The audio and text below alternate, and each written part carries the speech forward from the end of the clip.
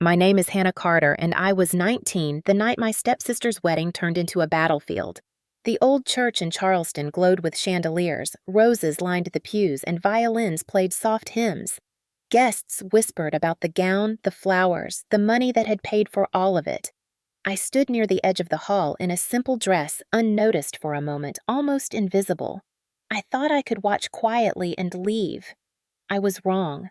Linda, my stepmother, saw me first. Her eyes narrowed, her pearls gleamed, and a cruel smile tugged her lips. Chloe, my stepsister, stood in white lace veil falling over a face painted with triumph. They did not want me there. To them, I was an intruder, a reminder of the inheritance they believed was theirs. I felt the weight of their stares, and then the whispers began. People turned their heads. I clutched the hem of my dress, trying to stay steady. Then, Linda moved. She reached for a glass of red wine, her fingers delicate, her nails polished, her expression cold. For one heartbeat, the room still hummed with chatter. In the next, the glass was airborne. The wine struck my face and chest, soaking me in cold liquid, spreading down my skin like blood. The glass itself slipped from her hand, shattered on the marble floor, shards scattering at my shoes. Gasps erupted. The music stopped. 100 eyes froze on me. I stood dripping, humiliated, the red stain spreading across my pale dress like a wound. My ears rang, my cheeks burned, my throat tightened. Linda's voice sliced through the silence. That $4 million belongs to Chloe, not you. Her words cracked like thunder. Phones lifted. Guests raised cameras. I saw screens glowing, recording my humiliation, my stepmother's rage captured forever. Chloe's lips curled into a satisfied smirk. She looked less like a bride and more like a queen watching an enemy fall. My body shook. I pressed trembling hands against the wet fabric, but there was no hiding it. My humiliation had been staged, orchestrated, and now broadcast to every corner of that glittering room. For a breath, I thought I might collapse. The silence pressed in like a weight. My eyes stung, not just from the wine, but from the shame. Yet beneath the shame, something else stirred, faint but sharp, like fire in ashes. Rage. They wanted me broken in front of witnesses. They wanted me erased, but I was still standing. I lifted my chin, though my knees quivered. I heard the murmurs grow louder, the scrape of chairs, the hiss of whispers. Linda's smirk deepened. She thought she had won, and then a voice cut across the chaos. Enough. Everyone deserves to know the truth. It was not Linda, not Chloe. It was the groom. I grew up in Savannah, Georgia, in a brick house on River Street that tourists always stopped to photograph. To the outside world, it looked like a postcard, moss-draped oaks leaning over cobblestones, gas lanterns glowing at night, and a family that seemed polished and steady. My father, Robert Carter, carried himself with dignity. He wore tailored suits, shook hands firmly, and believed in tradition. He read to me at night from history books, telling me that knowledge was the one inheritance no one could steal. For the first 10 years of my life, I believed him completely. Those were the years before Linda arrived. My father met her at a charity gala, or at least that is what he told me. She appeared one spring afternoon with a smile as polished as her pearl necklace. Her laugh was delicate, her perfume heavy with gardenias. She moved into the house like she had been waiting for it all along. With her came Chloe, her daughter 2 years older than me, who stepped across the threshold as though she were claiming territory. At first, I thought I was gaining a sister, someone to whisper secrets to in the dark. But from the very beginning, Chloe treated me not as family, but as competition. At the dinner table, she took my chair, smirking when I stood awkwardly at the side. When my father praised me for winning a spelling bee, Linda's voice cut across the room, smooth but sharp. That is nice, Emily, but Chloe's gymnastics meet was the real achievement. My name was Hannah, but she always slipped, always called me Emily or Eleanor or anything but Hannah. My father would clear his throat, sometimes frown, but more often he stayed silent. Silence became his shield, and it left me defenseless. The house that once felt safe began to feel like a stage, every moment a performance where Linda and Chloe shone while I was cast as the shadow. Small cruelties built over time. Chloe borrowed my books and returned them with pages torn. She whispered to classmates that I smelled strange, that my clothes were cheap. At school, she floated on confidence, her laughter ringing through hallways while I hunched with my notebooks carrying weight that felt heavier each year. Once in 7th grade, she shoved me into the locker so hard, the bruise on my shoulder lingered for a week. When I told Linda, she tilted her head with mock concern and said, "Girls will be girls."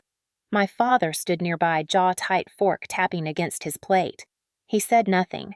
That silence hurt more than the bruise. I clung to the small moments he and I still shared sitting on the porch as humid Georgia evenings faded into night. He would tell me to stay sharp, to read more, to think critically. But those evenings grew fewer as Linda filled the calendar with luncheons, parties, and events where Chloe was always the star. My father became weary, like a man trying to hold together two worlds while knowing one was already winning. By the time I turned 13, the balance was clear. Linda's smile ruled the house, Chloe's laughter echoed in every room, and my voice barely reached anyone. The house looked perfect from the outside, but inside it had become a cage lined with velvet and gold. I learned early that silence was dangerous, but so was speaking. Either way, I lost. By the time I reached high school in Savannah, the divide between us was complete. Chloe walked the hallways like royalty hair, shining nails painted her laughter drawing people like moths. Teachers adored her confidence, neighbors praised her ambition, and Linda fueled it all with new clothes, new phones, even a used car so she could practice driving before anyone else her age. I was left with my old sneakers, hand-me-down clothes, and the warning that if I wanted more, I had to earn it myself. At first, I thought I could balance the weight by focusing on school. I loved literature and history, and when I won a writing contest at the local library, I felt a flicker of pride. I came home clutching the certificate, expecting at least a smile from my father. He did smile, but it was faint, his eyes already sliding toward Linda as if checking for her reaction. She barely looked up from her phone and muttered that stories did not pay bills. My chest sank as if the certificate had turned to ash in my hands. Days later, Linda threw a party for Chloe's cheerleading team, filling the house with balloons and cupcakes, neighbors spilling onto the porch with admiration. I stood at the top of the stairs watching, holding my award that no one cared to see. That was the rhythm of our life. Chloe celebrated, I endured. Chloe's victories filled photo albums, my moments slipped quietly into drawers. At school, Chloe found ways to remind me of my place. Once during lunch, she walked past my table with her friends, dropping the words "charity case" loud enough for half the cafeteria to hear. Another time she cornered me by the stairwell, knocked my backpack so papers fluttered down the steps, then leaned close to whisper, "You do not belong here." Her friends laughed while I scrambled on my knees, gathering torn worksheets. I told Linda that night, my voice shaking with both fear and hope, but she only arched her eyebrow and said, "If you provoke Chloe, you must expect consequences." My father sat at the table silent, his jaw tight, his fork tapping. That silence was worse than the shove. I learned to keep my head down to stay invisible. But invisibility has a cost. Rumors spread easily, and one year, Chloe started whispering that I had cheated on an exam. It was false, but the story clung to me like smoke. Teachers eyed me with suspicion, friends pulled back, and I found myself eating lunch alone more often. I went home, desperate for someone to defend me, but no one did. Linda only smiled sweetly and told neighbors I was dramatic. My father avoided the subject. I felt the walls closing in. On my 16th birthday, the cruelty sharpened. Chloe unwrapped a brand new laptop, silver gleaming under the light.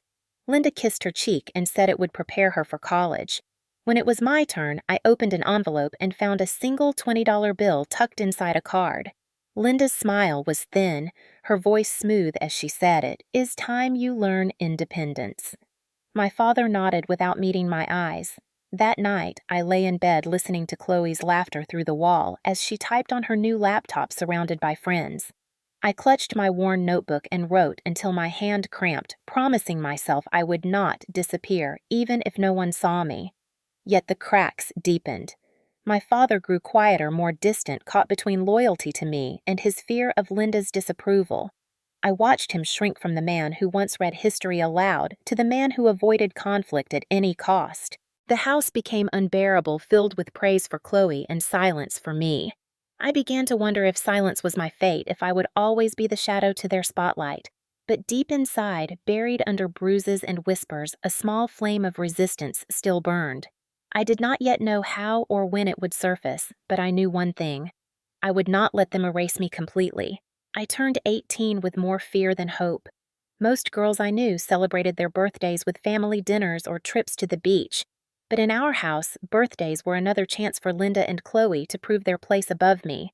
I woke that morning with a knot in my stomach, clinging to a foolish hope that maybe just once my father would remind me I was still his daughter. The house smelled of bacon and coffee, but when I walked into the kitchen, there was no smile waiting for me, no present wrapped on the counter. Linda's eyes flicked toward me, cool and rehearsed, and she said almost sweetly that we would have a family meeting after dinner. The way she said it made the word family feel like a weapon.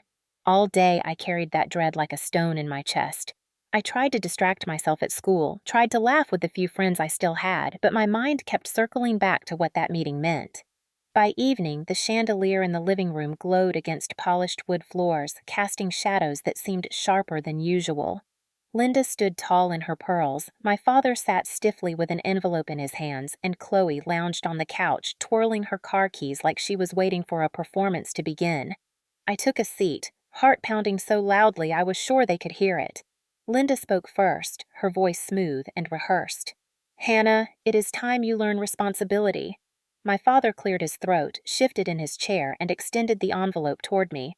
My hands shook as I opened it. Inside was a single folded sheet of paper with 4 words scrawled in Linda's handwriting. "You are on your own now." My breath caught. For a moment, I thought it was some kind of cruel joke, but when I looked up, Linda's smile only widened. Chloe burst out laughing, clapping slowly as though I had just performed a play for her amusement. My father said nothing. He did not rise from his chair. He did not meet my eyes. He only said, "We have provided long enough, it is time you make your own way." The air left my lungs. I looked at the backpack by the door, already packed with a few clothes and my notebooks. They had planned this. This exile was their gift to me. I asked where I was supposed to go. Linda's smile hardened. "That is not our concern. One day you will thank us."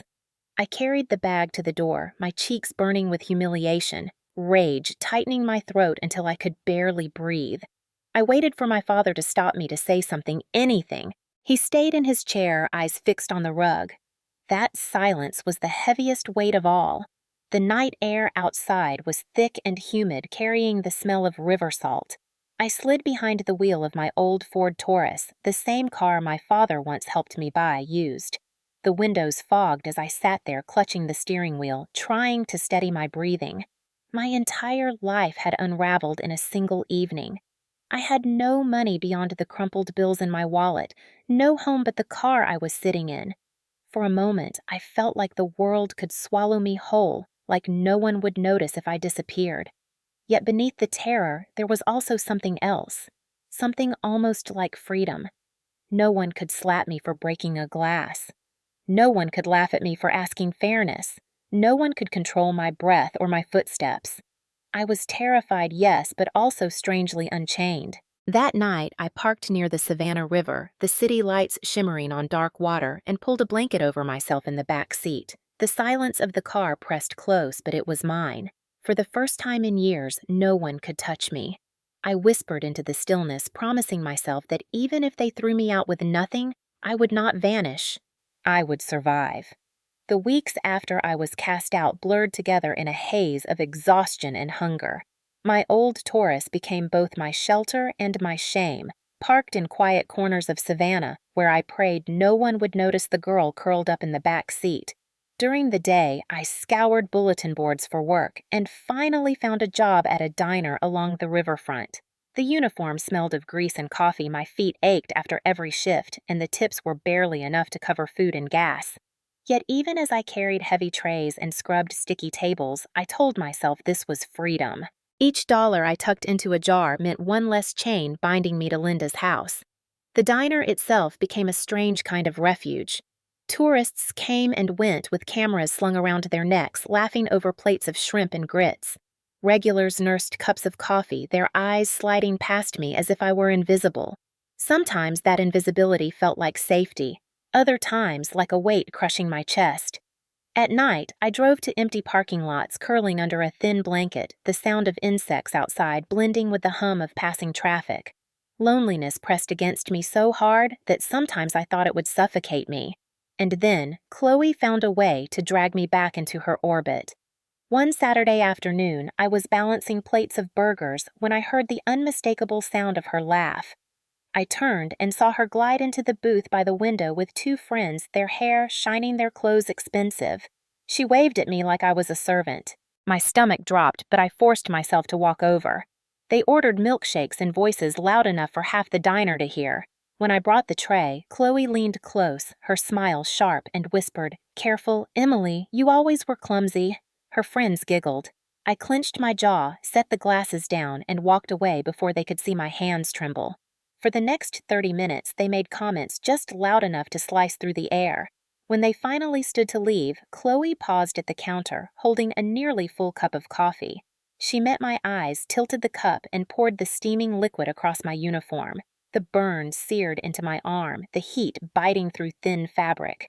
I gasped and stumbled back, the tray clattering to the floor. The diner fell silent. A woman at a nearby table covered her mouth in shock. Chloe's laugh rang sharp and cruel. "Oops." My manager rushed over, grabbing napkins, asking if I was all right.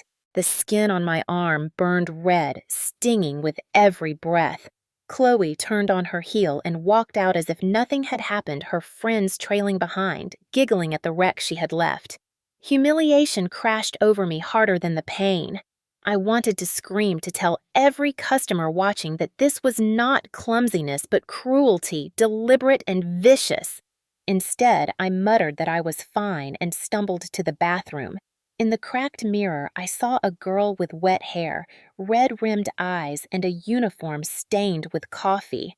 I pressed cool water to my arm, bit my lip to keep from sobbing, and whispered that I had to endure. That night in my car, the sting in my arm throbbed like a reminder of how far their reach extended.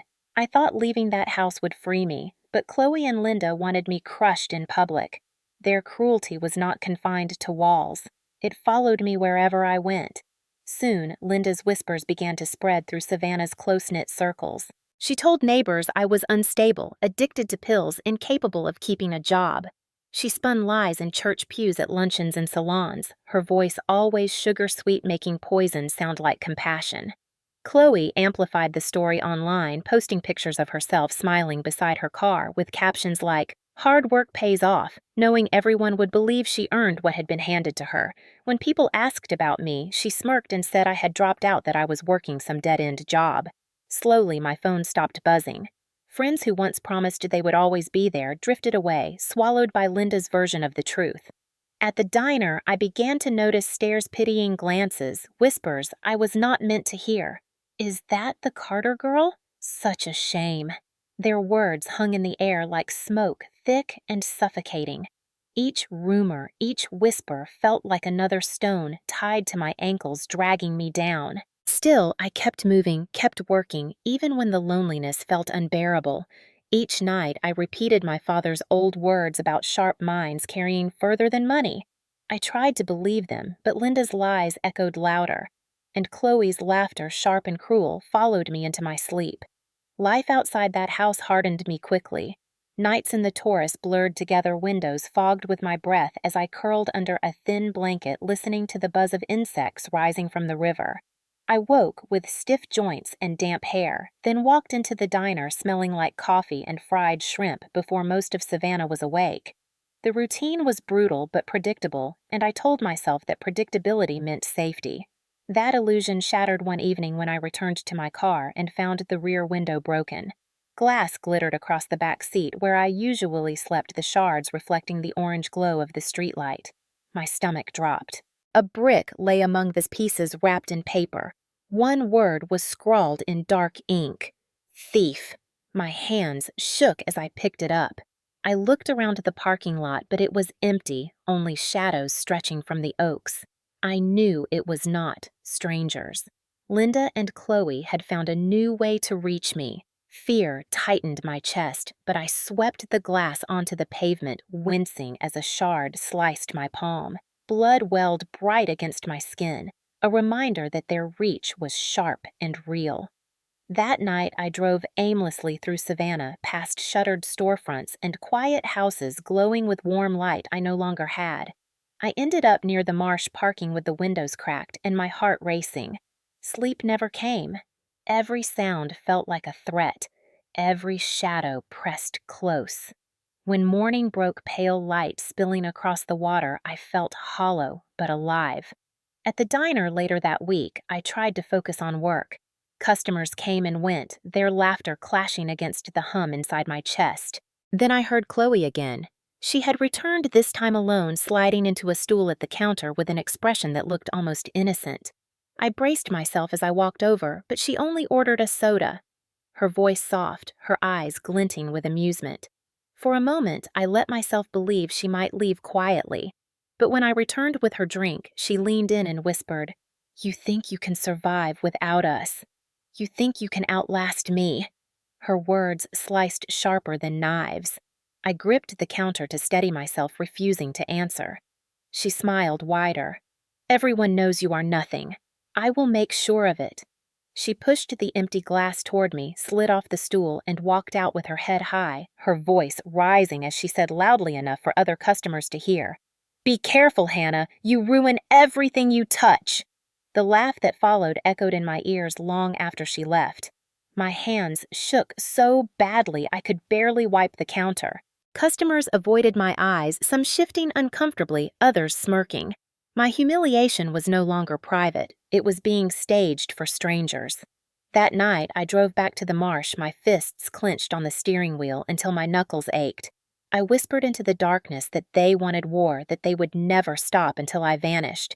My voice sounded foreign, but it steadied me. For the first time in months, the ember of resistance glowed brighter than fear. The night after Chloe whispered her threats, I returned to my rented spot above the diner, a small room barely big enough for a bed and a cracked dresser. I should have felt safer than in the Taurus, but even there the shadows seemed to creep under the door. I kept a notebook on the table where I wrote down every detail, every word, every bruise. It was the only way to remind myself that I was not imagining it, that their cruelty was real. Days passed and the pressure grew. At church, Linda's voice carried through pews as she told anyone who would listen that I had fallen into bad habits, that I was unstable and reckless. Neighbors who once smiled now looked at me with pity or suspicion. At the grocery store, I overheard a clerk whisper to a customer that it was a shame Robert's daughter had turned out that way. I knew where the words came from. Linda's poison spread faster than truth ever could. And Chloe, she wanted to puncture me in public, not just in whispers. One afternoon, she came into the diner again, this time with a group of friends. They laughed too loudly, drawing attention before they even ordered. I carried their plates with my hands trembling, praying they would eat and leave. Instead, Chloe leaned back in the booth and called out across the room for everyone to hear, "Careful, Hannah. She ruins everything she touches." The words floated in the air, sharp and cruel, and I felt dozens of eyes swing toward me. My face burned. My chest tightened so much I could hardly breathe. I forced myself to place the plates down gently, to walk away as if I had not been sliced open. But inside, humiliation pooled heavy and hot, heavier than the tray I carried. Later that week, I walked out after closing and found my tires slashed. Rubber curled like torn skin, and the air around me seemed to collapse. I knew exactly who was behind it. My hands shook as I called the police, but when the officer arrived, he shrugged and said it could be kids messing around. I wanted to scream. I wanted to shake him and make him see the truth, but my voice caught.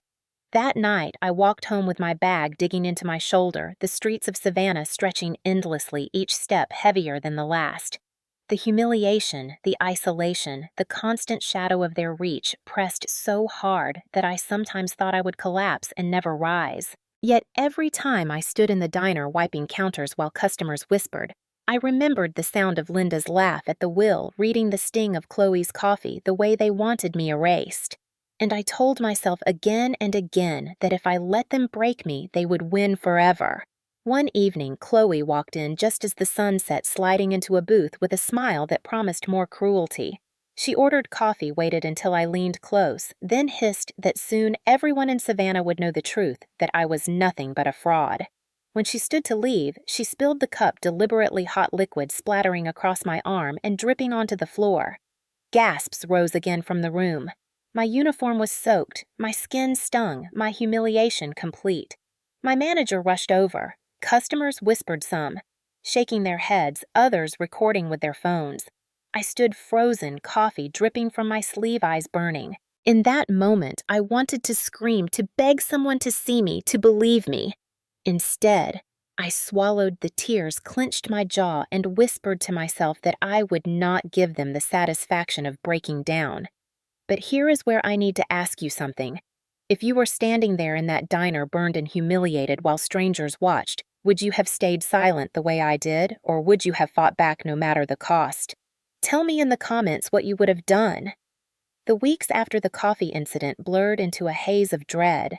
I carried trays at the diner, smiled for customers, and scrubbed tables until my hands cracked, but everywhere I turned, Linda's whispers followed me.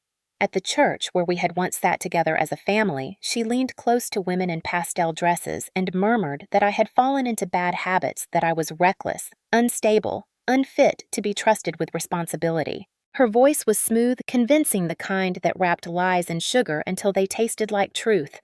Soon, people who once greeted me with kindness crossed the street when they saw me coming.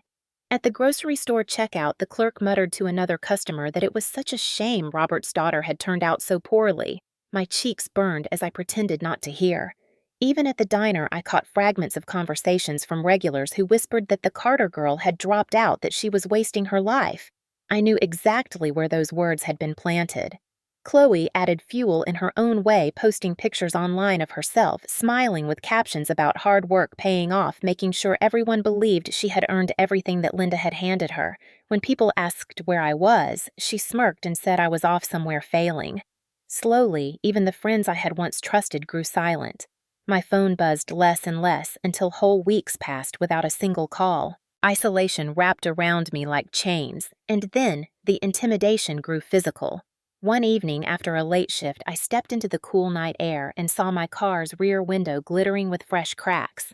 A rock lay on the ground, the word liar scrawled across it in thick marker. My stomach dropped. I swept the glass out with trembling hands, each shard cutting into my fingers, blood mixing with tears I refused to let fall. I drove aimlessly that night, headlights carving through the marsh, and whispered to myself that I would endure. But inside my chest, panic gnawed sharp and relentless. The next week, I returned home from the diner to find my small rented room disturbed. Clothes tossed, notebooks opened, pages ripped. On the mirror above the dresser, a word had been scrawled in lipstick: fraud. I froze in the doorway, my body shaking, my skin cold despite the humid Georgia air. Someone had been here. Someone wanted me rattled. I collapsed onto the bed, my pulse roaring in my ears, and for the first time, I admitted aloud that this was no longer just cruelty. This was a campaign. Linda twisted words into daggers, and Chloe turned everyday objects into weapons. Their reach stretched beyond walls into every space I tried to claim as mine. The morning after I found the word fraud written across my mirror, I sat on the edge of the bed with my hands shaking so badly I could hardly tie my shoes. Fear clung to me like damp air, heavy and inescapable. Every creak in the hallway made me flinch. Every shadow looked like a warning. For a moment, I thought about packing what little I had and running, but where would I go? Savannah was a small city, and Linda's network stretched into every corner. Instead, I forced myself to breathe, to remember my father's words about sharp minds carrying further than money. I bought a cheap recorder with what was left of my tips and slipped it into my pocket every time I stepped outside. I snapped photos of the broken glass, the lipstick on the mirror, the bruises that bloomed on my arms after Chloe yanked me by the hair on a dark street corner. I wrote down dates and times in a notebook with trembling hands. Each entry felt like reclaiming a small piece of control. Yet the fear never left. One evening, I returned from work to find my tires slashed again, rubber curling on the asphalt. Another time, I woke to a crash and saw a rock lying on the floor of my room, the window above it cracked. The word thief was scrawled in black ink across the paper wrapped around the stone. My chest tightened, my breath caught, and for a moment I thought my heart might stop. The police came when I called, but the officer's voice was tired as he told me it was probably kids fooling around. I wanted to scream that this was not a prank, that this was my life unraveling, but I swallowed the words. Still, I took photos, filed the report, tucked the paper into my growing folder of evidence. Fear gnawed at me, but alongside it, another feeling began to grow, something colder and sharper: resolve. Each time they struck, I told myself they were leaving proof behind, and proof meant power. At night, when the silence pressed too close, I turned on the recorder and whispered into it, my voice low but steady, that they would not erase me. They would not control me. Every strike, every whisper, every scar, I am keeping it all. Saying those words out loud, hearing them in my own voice, gave me strength I did not know I had. I began to see the pattern clearly. Linda needed whispers to isolate me. Chloe needed violence to humiliate me, but together they needed me to stay silent. If I stayed silent, they won. If I spoke, if I kept records, if I showed the world who they really were, then maybe one day their cruelty would collapse on top of them. I did not know when or how, but I knew that survival was no longer enough. I had to endure long enough to fight. It was a Tuesday afternoon at the diner when Daniel Whitaker walked in, a man I had only seen a handful of times at my father's office years ago. I almost did not recognize him at first. His hair was grayer, his suit worn from years of use, but his eyes were steady, the kind of eyes that carried both knowledge and caution. He slid into a booth near the back, ordered nothing but black coffee, and watched me with a patience that made my skin prickle. When the rush slowed, I carried his mug over my hands, trembling from fatigue more than nerves. He spoke my name softly, Hannah Carter, like he was confirming to himself that I had survived. I froze. Hardly anyone used my full name anymore. Most people called me the Carter girl or Linda's stepdaughter if they mentioned me at all. Hearing my name from his lips felt strange, almost intimate. He gestured to the seat across from him, and I hesitated before sliding into the booth. He reached into his briefcase and pulled out a thick folder bound with a rubber band. My pulse quickened as he pushed it toward me. "Your father did not abandon you," he said quietly. I stared at him, the words hitting me harder than any rock through my window. My father had been silent, complicit, broken by Linda's control. But to hear Daniel speak as if there was more, as if some truth had been hidden, made my throat tighten. He leaned forward, his voice low. "Your father left a will, a letter, and notes he asked me to keep safe. Linda and Chloe have tried to bury it, but it belongs to you." My hands shook as I pulled the folder closer. Inside were photocopies of documents, pages of my father's handwriting, his signature looping across the bottom. A letter addressed to me, sealed but already worn with age. I wanted to open it right there, but my vision blurred with tears. Daniel's voice steadied me. "He wanted you to know he saw your strength, even when you thought he did not. He left everything to you. $4 million. The air left my lungs. My father had left me more than silence. He had left me recognition, protection, proof that I was not the nothing Linda claimed I was. I pressed my palm against the letter, whispering that I could not believe it. Daniel watched quietly, his face lined with sympathy, but also urgency. "Do not celebrate yet," he warned. "They will fight. They will smear you, but you have truth on your side." For the first time in years, I felt the ground shift beneath me, not collapsing, but rising. For the first time in years, I felt something like hope. My fingers trembled as I slid the letter from the folder, the envelope thin and fragile, as if it had been waiting years just for this moment. My father's handwriting stretched across the front in careful script. To my daughter Hannah. My throat tightened. I tore the edge open slowly, my breath shallow, my vision blurring as I unfolded the page inside. His words began with an apology. He wrote that he had failed me too many times, that silence had been his coward's shield, that every time he had looked away while Linda and Chloe cut me down, he had betrayed what it meant to be a father. I read each line with my chest burning, tears falling so quickly they smeared the ink. He wrote that leaving money could never erase the years of neglect, but it was his way of giving me back the power they had stolen. He wanted me to know that I was stronger than their cruelty, that he saw me even when he pretended not to. He ended with a line I would never forget. "Stand tall, Hannah. Do not let them write your story. You carry my name, and that name is yours to define." I pressed the paper to my chest, my body shaking with a mix of grief and relief. I whispered aloud that I forgave him, though part of me still ached from all the times he had been silent when I needed him most. Daniel sat across from me, his hands folded, his eyes gentle. "Take comfort in his words," he said, "but prepare yourself. Linda will not let go quietly. Chloe will not surrender her illusion of power. They will strike harder now that they know what is at stake." I asked what I should do, my voice thin but urgent. He leaned forward, lowering his tone. "The wedding.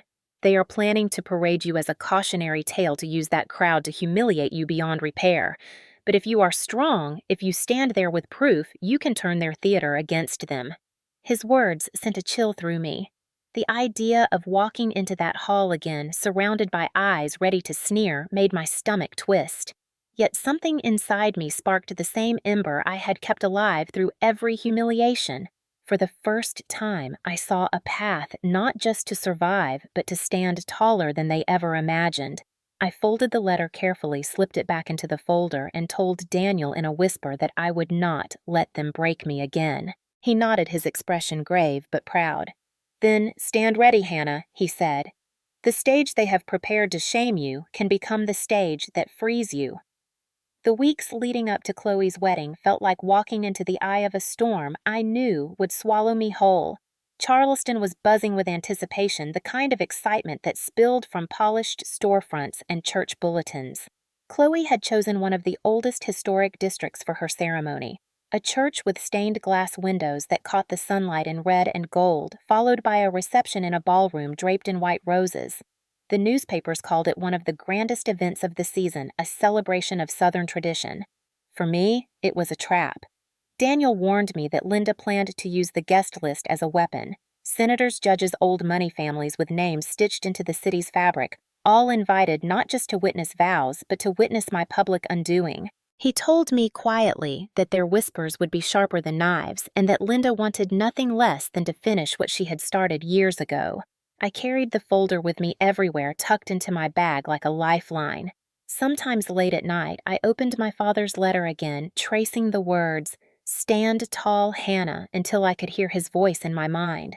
Fear pressed heavy on my chest, but beneath it was something sharper, almost electric. I would not walk into that hall as a victim. I would walk in as the daughter my father believed I could be. Still, dread followed me with every step. At the diner, customers gossiped openly about the wedding, about the dress Chloe had imported from New York, about the orchestra flown in from Atlanta. I scrubbed tables until my hands ached, pretending I could not hear, but each word reminded me of the spectacle waiting to devour me. On the night before the ceremony, I sat in my room staring out the window at the lights of Savannah flickering on the river. I whispered my father's words to myself, steadying my breath, rehearsing the strength I would need when the doors opened and every eye turned on me. The morning of the wedding arrived heavy with gray skies that threatened rain, as if the city itself sensed the storm brewing. I sat at the small table in my room, staring at the folder that had not left my side for weeks. My father's letter rested on top, its creased edges softened from the number of times I had unfolded it, desperate for courage. Daniel arrived just after dawn, his suit pressed, but his eyes tired. He studied me in silence for a moment before speaking. "You do not have to go, Hannah. They will do everything they can to crush you." His voice was calm, but I heard the weight behind it. I told him quietly that I had spent years hiding, years being shoved aside, years being erased, and that if I ran now, then Linda and Chloe would have finally won. He nodded once slowly, as if measuring the steel in my voice. "Then stand firm," he said. "Do not let their words cut deeper than they deserve. Truth is heavier than lies." I carried those words with me as I climbed into the bus bound for Charleston. The ride was long, the marshes slipping by in waves of green and silver under the low sun. My stomach churned not from the motion of the bus, but from the storm in my chest. I clutched the folder to me, my knuckles white every bump in the road, making me tighten my grip. By the time the skyline of Charleston rose ahead, church steeples cutting into the gray clouds, my throat was dry and my palms slick with sweat. The streets buzzed with preparation. White tents lined the sidewalks near the reception hall, flowers spilling over railings, photographers snapping early shots. The air smelled of rain and roses, heavy and sweet. I felt out of place walking with my plain dress and worn shoes among guests who glittered with diamonds and silk. Yet each step I took felt like defiance. I reached the hotel where the guests were gathering, my heart hammering, and spotted Linda's silhouette across the lobby. She wore navy satin, her hair coiled perfectly, her smile sharp enough to cut glass. Chloe floated beside her, glowing in her gown, laughter trailing her like a veil. They had no idea that I carried proof in my bag, proof that could unravel the illusion they had built. Fear clawed at me, but I steadied my breath, reminding myself of my father's words. "Do not let them write your story." The moment was coming closer with every tick of the clock.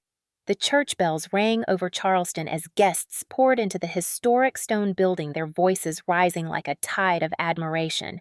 I sat near the back, my hands folded tightly in my lap, every nerve in my body stretched thin. The stained glass glowed with shards of color reds and blues, casting the pews in fractured light. The air smelled of roses and candle wax, heavy with the weight of spectacle.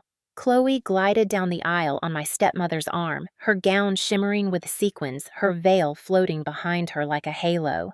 Guests sighed with delight, some dabbing at their eyes, others whispering about how radiant she looked. I watched in silence, my throat dry, my palms sweating against the folder hidden in my bag. Every step she took reminded me that this was not just a wedding, but a stage crafted to erase me.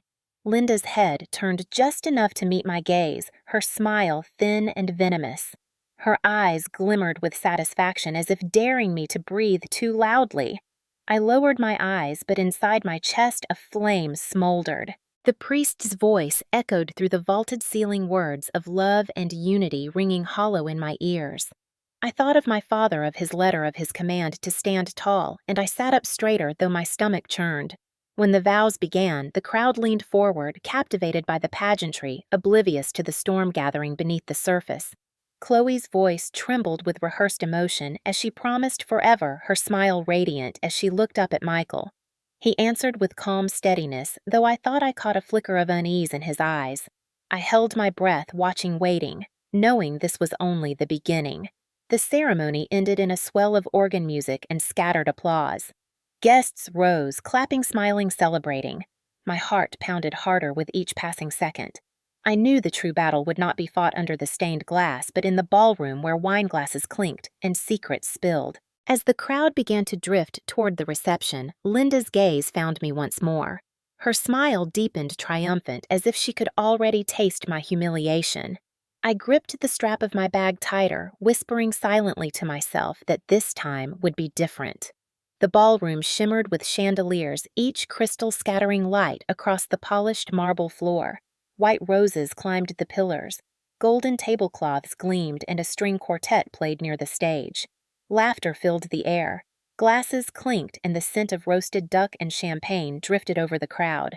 I stood near the edge, my dress plain among gowns of silk, my shoes scuffed against the marble. I tried to steady my breathing to stay invisible, but Linda never let shadows last long. She approached with a glass of wine in her hand. Her smile fixed her voice, sweet enough to rot. "How brave of you to come, Hannah," she said loudly enough for the nearest tables to hear. Not everyone would risk embarrassing themselves in such company. A few heads turned, whispers fluttered.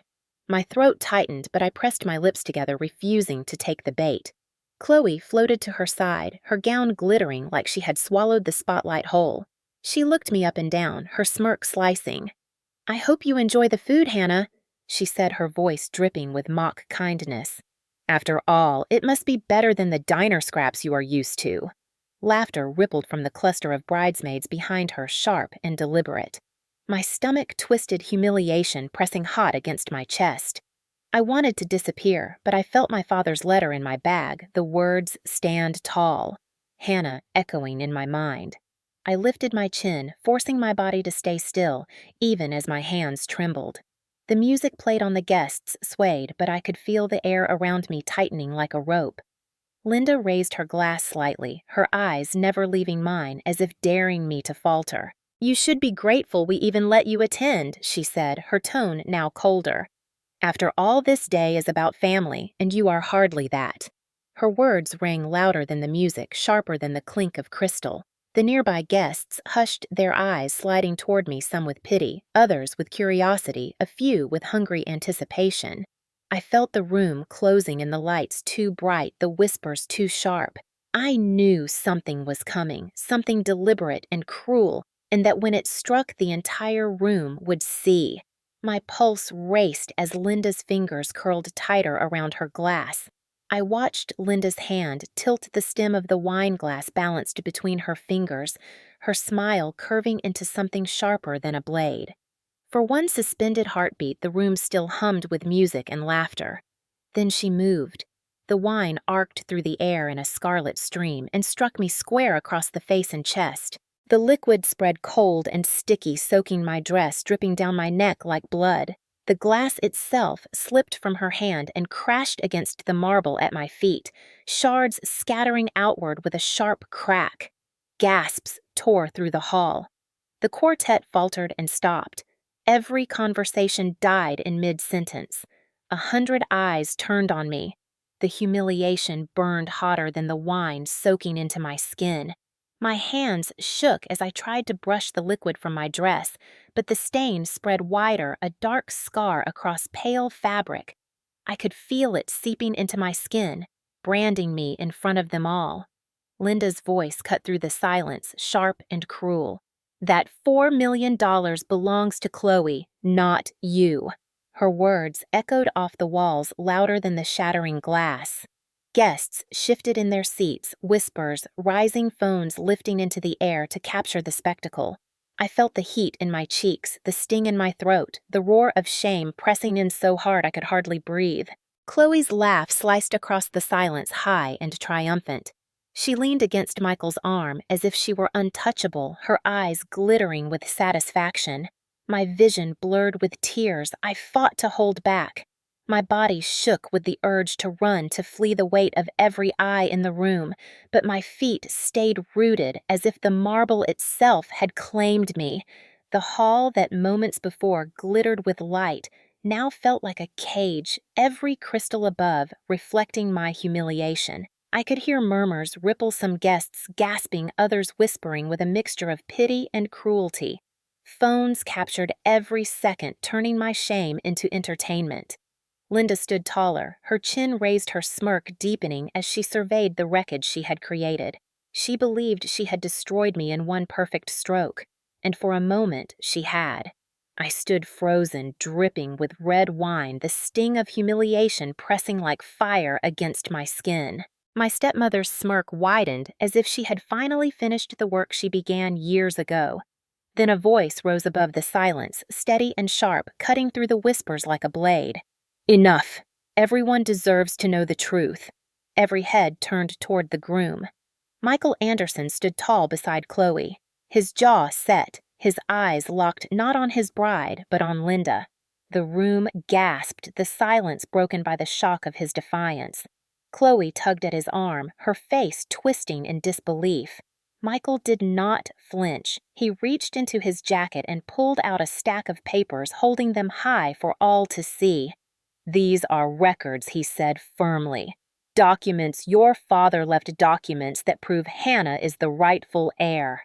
His voice carried over the stunned crowd, over the chandeliers and the roses and the shards of glass still glittering on the floor. Whispers exploded into shouts. Some guests leaned forward, others pulled out their phones, recording every word. Chloe's lips parted in a gasp that turned into a shriek. "You are lying." Michael shook his head, his voice steady. "No, Chloe. I saw the signatures. I read the letters. Your mother hid them, forged others, and tried to bury the truth." Gasps rippled again, sharper, heavier, like thunder rolling through the hall.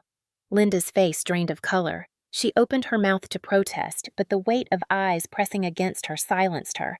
She had built her power on whispers, and now the truth rang too loud to ignore. My chest heaved as I clutched the folder in my bag, the proof Daniel had given me. For the first time, the balance shifted. The crowd no longer stared only at me with pity or amusement. Their eyes turned toward Linda, toward Chloe, toward the rot spreading across their perfect facade. Rage flickered in Chloe's eyes as she lunged toward me, her voice breaking into a scream. "She is nothing! She stole everything! She does not belong here!" Her words cracked against the air, but they no longer cut the way they once had. Michael raised his voice once more, louder than her shrieks.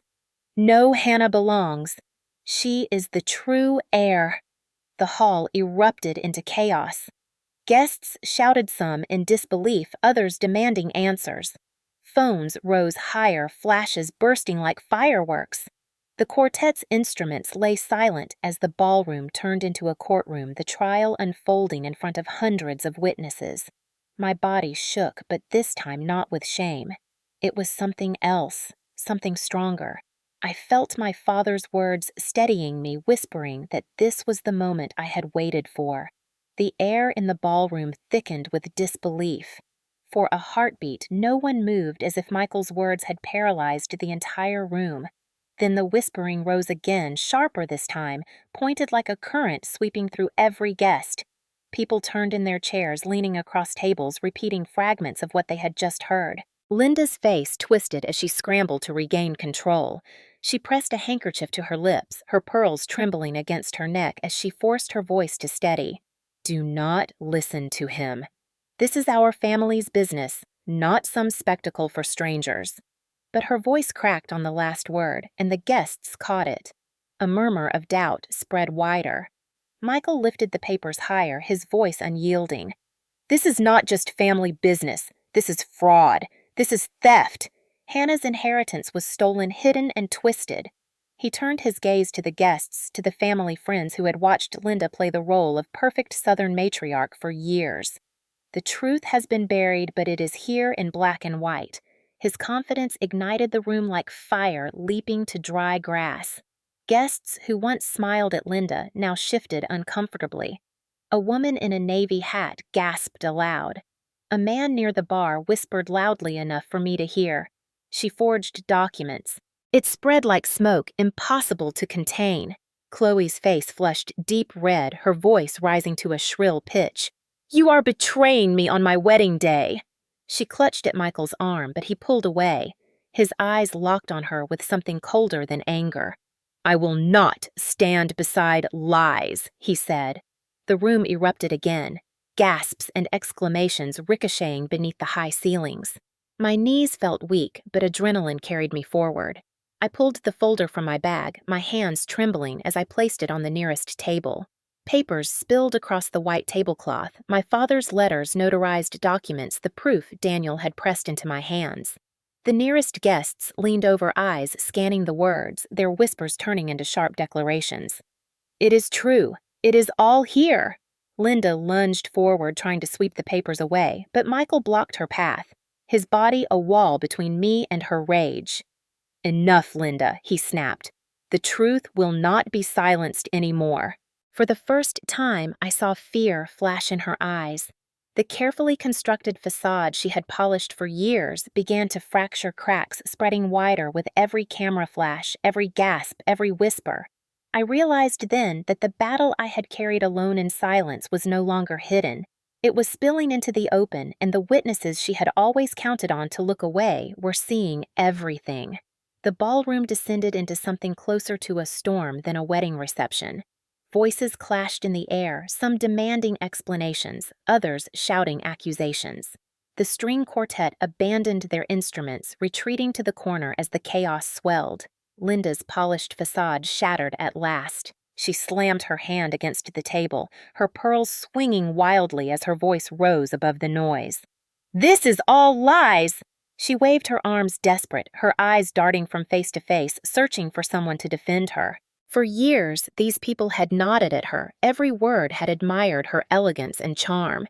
Now their eyes narrowed, their whispers cut sharper than applause ever had. Her desperation curdled into fury. She lunged at the folder again, her hand clawing at the documents, but Michael's arm shot out steady and firm, blocking her path. The guests gasped, some rising to their feet as if afraid violence might follow. It did. Chloe erupted with a scream that rattled the chandeliers. She shoved a chair backward so hard it toppled, the crash echoing through the hall. Her face twisted, wild tears and rage mingling as she pointed at me. "She ruined everything." Her voice cracked sharp and jagged. "She is nothing. She stole from us." She turned on Michael, her own groom pounding her fists against his chest. "You were supposed to protect me. How could you humiliate me like this?" Michael did not raise a hand, but his voice turned ice cold. "The humiliation is yours, Chloe. The truth is yours." The guests fell silent again, their phones capturing every frame, every shriek, every trembling pearl. Then Chloe lunged at me. Her heels scraped against the floor as she crossed the space, her hand raised. For a second, I saw the same look she wore the day she shoved me in the diner, the day she poured coffee onto my arm. Pure venom sharpened by entitlement. But before her hand could strike, two men from the groom's side grabbed her arms, pulling her back as she thrashed and spat. "Let me go! She is a thief!" The scene fractured completely. Guests shouted for security. Someone yelled to call the police. A woman's voice near the back trembled. I knew something was wrong with that family. The weight of years of silence collapsed under the spectacle. For once, Linda's snicker could not drown me out.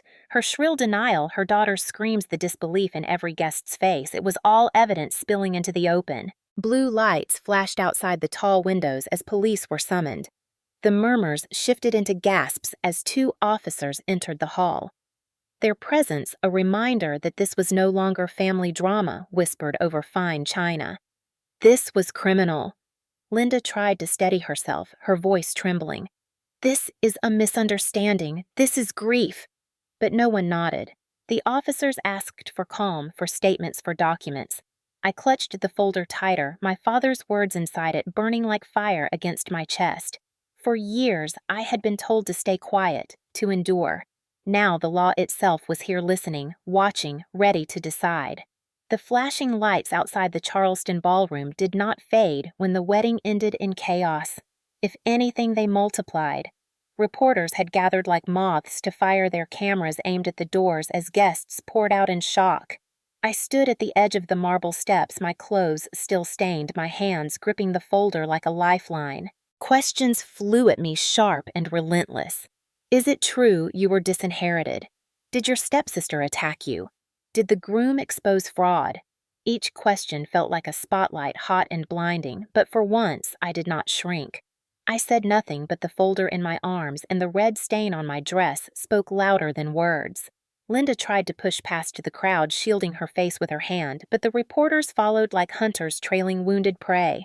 "Mrs. Carter, did you forge documents? Did you lie about the inheritance?" Her polished heels clattered against the stone as she shoved her way into a waiting car.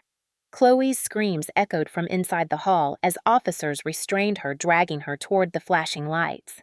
Cameras captured everything, the once perfect Southern family now unraveling under the eyes of strangers. By morning, the headlines spread across South Carolina and beyond. Savannah Courier Air reveals will fraud at stepsister's wedding. Charleston Post and Courier Glass lies and inheritance. National outlets picked up the story, their anchors speaking my name with tones of shock and fascination. For years, I had lived as the invisible girl the charity case whispered about in church halls. Now the world knew me as the daughter who stood against her stepmother and stepsister in front of hundreds of witnesses. But exposure came with weight. Strangers recognized me when I tried to walk into the diner. Some offered sympathy, others stared with the same pity that had haunted me since childhood. I overheard them whispering, "That is the girl who was attacked at a wedding. That is the girl who fought her family in court." The attention burned, but underneath it was something steadier, something stronger. Proof was finally on my side. I was no longer just the girl who endured humiliation. I was the one who carried evidence, the one who survived and spoke through silence. Still, exposure was only the beginning. Court would come next, and the truth that had broken open in a ballroom would have to withstand the weight of law. The Charleston County Courthouse loomed with an air of finality when the hearing was scheduled. I sat at the plaintiff's table beside Daniel, my palms damp against the wood, the folder of documents stacked neatly in front of us. The same walls that had once echoed with humiliation during the will reading now felt like a stage where truth would either rise or be buried for good. Linda entered first, dressed in navy silk, her pearls arranged carefully at her throat. She clung to her attorney's arm, her expression a mask of calm, but the tremor in her hands betrayed her. Chloe followed her face, pale, her jaw clenched so tightly it seemed she could barely speak. The gallery filled with reporters, neighbors, and curious onlookers who wanted to see the family scandal unfold. Judge Margaret Ellis entered with steady steps, her gavel striking once to silence the murmurs. This court is convened to consider allegations of fraud, assault, and interference with the estate of Robert Carter.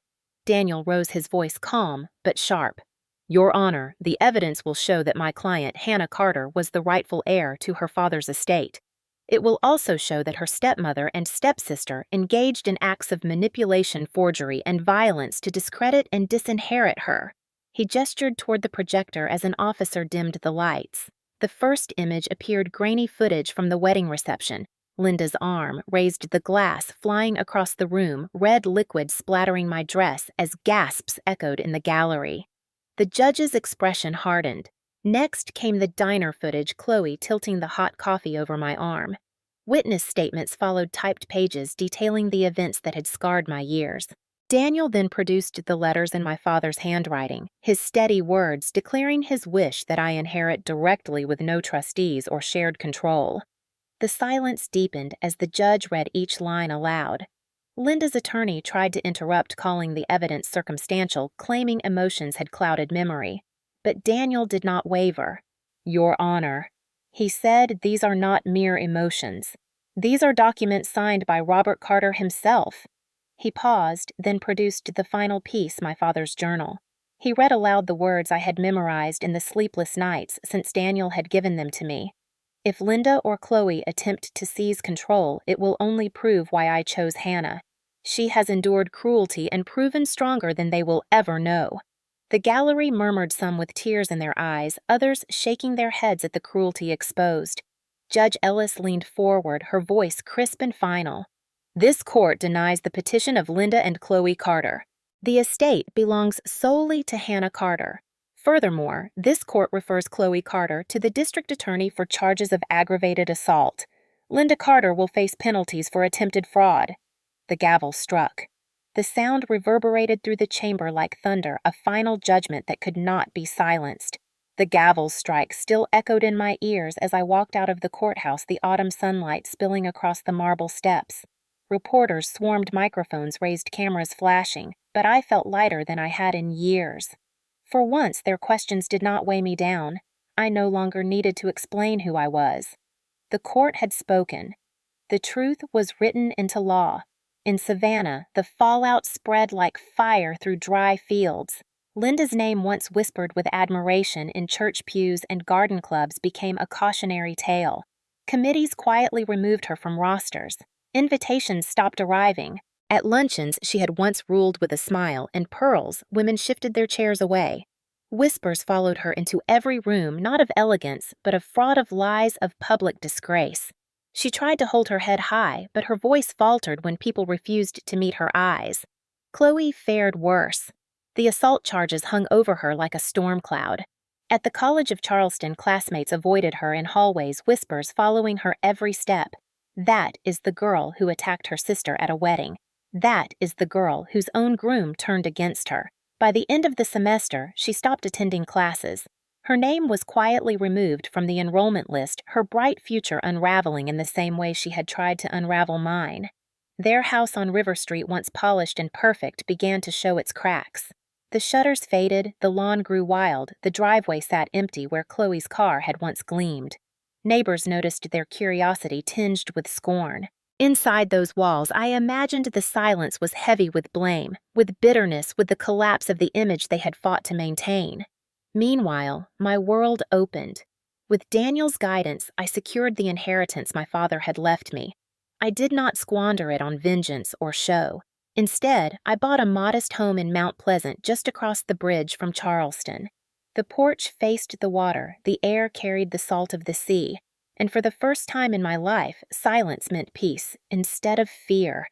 At night, I sat on that porch, the journal in my lap, my father's words etched deeper than scars. She has proven stronger than they will ever understand. I finally believed him. The girl who had once been cast out with a note saying "you are on your own now" had become a woman standing on her own porch free. One evening, I drove back to Savannah, stopping across from the house that had once felt like a cage. The porch light glowed faintly, the windows dark. Memories rose Linda's smirk, Chloe's laughter, my father's silence. I rolled down the window and whispered, "You did not break me." Then I turned the key and drove away, the horizon ahead wide open. Time did not soften the verdict, it sharpened it. Weeks after the courtroom ruling, the Carter name no longer carried weight in Savannah's polished circles. Linda tried to reclaim her position, arriving at luncheons in tailored dresses and forced smiles, but the air shifted whenever she entered. Conversations died mid-sentence. Chairs turned slightly away. Women who once leaned in for gossip now whispered only when her back was turned. The elegance she wore like armor could not hide the cracks. At church, the same pew she had claimed for years sat half empty as families shifted elsewhere, unwilling to sit beside her. Each Sunday, the silence pressed heavier until finally she stopped attending. In her absence, whispers grew louder. Fraud, manipulation, disgrace. Her name became a warning spoken with pity and disdain. Chloe's downfall was sharper, more merciless. The assault charges did not vanish with money or charm. Word spread across Charleston and into her campus like wildfire. Professors treated her with cool distance, classmates crossed the street when she approached. The girl who once thrived on admiration now walked alone, her heels clicking against pavement with no one following behind. She dropped classes, disappeared from social events, and finally her name vanished from the college roster altogether. The girl who had laughed while I suffered now found herself erased. Their River Street house bore the marks of decay. The paint on the shutters peeled, weeds overtook the lawn, the driveway stayed bare. The perfect Southern home that once hid cruelty became a husk of what it had been, its decline as visible as the downfall of those who lived inside. Neighbors noticed. Some shook their heads, others smirked at the collapse, but no one offered help. They had built their power on appearances, and when the facade cracked, nothing remained. Watching from afar, I realized their ruin was not sudden. It was slow, deliberate, humiliating. The same way they had chipped at me year by year, their own reputations eroded under the weight of truth. Karma had no need to shout. It whispered through empty invitations, through unopened doors, through the silence that followed their names. For years they had thrived on control. Now they lived under the control of whispers of eyes that judged without speaking. I did not need to lift a finger. The world had finally seen them. In Mount Pleasant, life moved at a rhythm I had never known. My home sat modestly by the water, the air tinged with salt, the sound of boats carrying across the bay. Each morning, I stepped onto the porch and breathed deeply, no longer bracing for shouts or slammed doors. The silence here was not the silence of fear. It was the silence of peace, of ownership, of freedom. I filled the house slowly, piece by piece. A second-hand table from a local shop, bookshelves lined with stories my father once read to me. Curtains I chose without anyone's approval. Every corner reflected choice, not control. Some evenings I sat by the window with my father's journal in my lap, tracing the words that had guided me through the storm. She has proven stronger than they will ever understand. The line felt like a bridge between us stretching across the years of silence. For so long I had believed his quiet meant indifference. Now I understood it differently. He had seen me, trusted me, and in his final words left me not just money, but belief. That belief steadied me more than any fortune could. The scars remained, of course. Sometimes in the grocery store when someone looked too long, I felt the old fear rise as if whispers still trailed behind me. Sometimes in dreams I felt the sting of hot coffee or the snap of Chloe's voice. But the memories no longer defined me. They became reminders of what I had endured, of the chains I had broken. Karma had unfolded in its own quiet way. Linda and Chloe's downfall was not a dramatic collapse, but a steady unraveling, each humiliation mirroring the years they had inflicted on me. They had wanted me to vanish, but it was they who disappeared from the world they once ruled. Their punishment was not my vengeance. It was the truth made visible. Driving past the old River Street house one evening, I slowed and looked at the darkened windows. The porch light flickered, weeds crept across the steps, and silence lingered heavier than laughter ever had. I whispered softly, "You did not break me," and drove away, not with bitterness, but with clarity. My victory was not the money or even the verdict.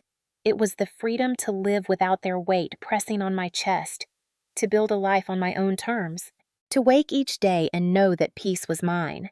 Mount Pleasant became not just a place, but a symbol proof that survival could bloom into strength, that scars could harden into armor, that silence could transform into freedom. And in that freedom, I finally closed the chapter of being their victim and began the story of being wholly, undeniably myself. The sea air in Mount Pleasant carried a softness that still felt unreal to me. Each evening when the sun slipped low over the water, I sat on my porch with my father's journal in my lap and let the wind lift my hair. I would read his words again and again, steady and unshaken. She has proven stronger than they will ever understand. For years, I doubted whether he had seen me at all, whether his silence meant abandonment. Now I knew better. He had trusted me, trusted that one day I would rise above the cruelty, that I would carry his legacy not with shame, but with strength. That trust had become the foundation of my new life. The echoes of the past still visited me.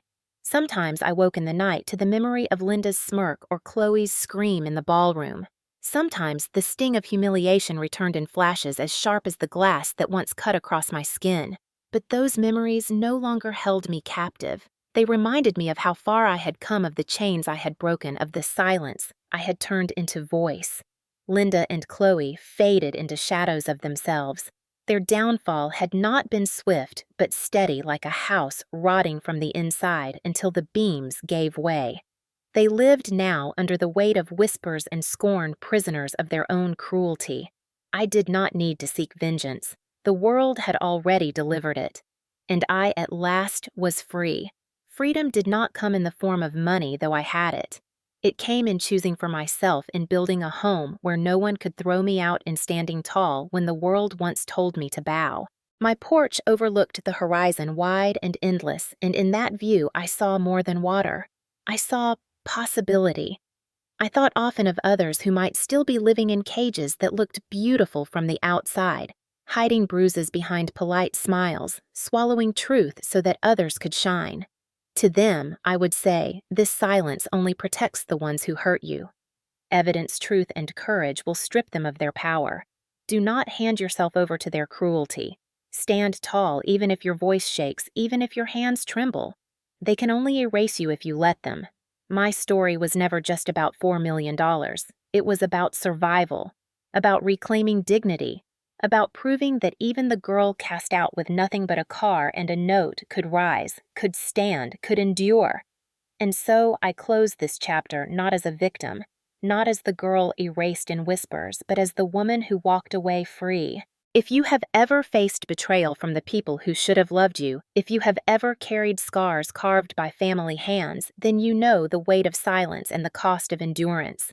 What would you have done if you were me standing in that ballroom with every eye watching as the glass shattered at your feet? Would you have stood tall? Would you have spoken? I want to know. Tell me in the comments.